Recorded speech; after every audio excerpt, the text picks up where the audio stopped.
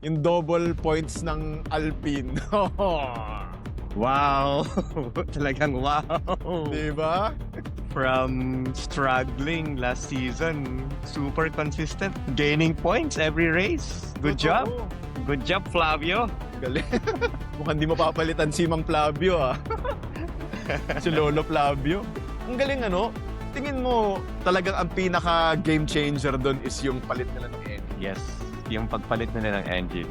Yung, di ba, yung rumor na si Toto Wolff gustong bumili ng share ng... Oh, yeah. Oo nga, no? Baka may mga konting sideline na tulong, ano? Yep, mali mo yung Alpine, ano siya, parang sister team ng Mercedes, parang Racing Bulls, di ba? Oo, di ba? Oo. Correct, malay mo. Malay mo, may agreement na pala niyan, ano? Wala lang sa papel. Mm.